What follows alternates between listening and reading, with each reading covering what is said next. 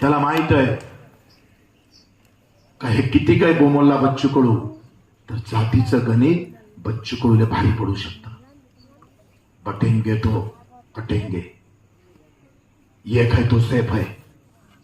भाजपा म्हणते बटेंगे तो कटेंगे, एक है तो सेफ है, आणि काँग्रेस म्हणते हम फतवा निकालते हैं. मग त्याचा फतवा आणि याचं हिंदुत्व शेतकरी दिसतं का रे इथं कुठं? इथं कुठं शेतकरी आहे का? त्या दोघांच्या मधात मी शेतकरी पहा.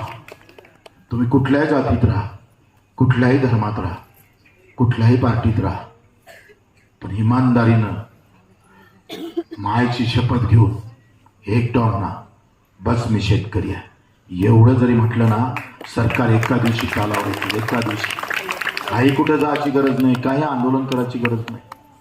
तुम्ही तुमच्या गावाच्या रस्त्यावर जरी येऊन बसले ना, हे एवढे सगळे जर येऊन बसले ना भाऊ, काही जाणे एका दिवशी महाराष्ट्र जाम होतं रे. मग ओबीसी असू दे, मराठा असू दे, दलित असू दे, हिंदू असू दे, मुसलमान असू दे. अरे आमचं जीवन मरणावर रोज 6.5 लाख शेतकरी मेले रे. आत्ता आम्ही एकाच्या घरी गेलोय, त्या बायकोने आत्महत्या केली, त्याने आत्महत्या केली. 2 पोरं आहे लहान. शिकता शिकता परेशानी आली, आयुष्य सगळं उधळून निघालं. एकरभर वावरामध्ये पैसे जास्त लागले, पण हाती काही भेटत नाही. जगणं कठीण झालं.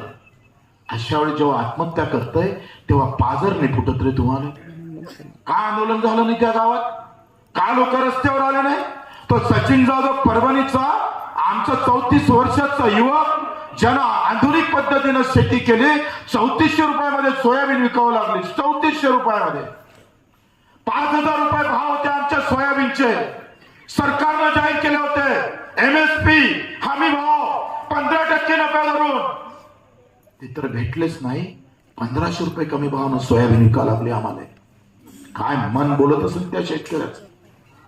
कष्टात कुठे कमी पडलो नाही. रात्रीचा दिवस केला, ढोरासारखी मेहनत केली, तेव्हा आमच्या हाताने आम्ही लुटल्या जातं. त्याचं बेकार वाटतं. लुटतं तेव्हा आम्ही काही बोलत नाही, ते त्याच्यापेक्षा बेकार वाटतं. लक्षात घ्या, त्याच्यापेक्षा बेकार आहे.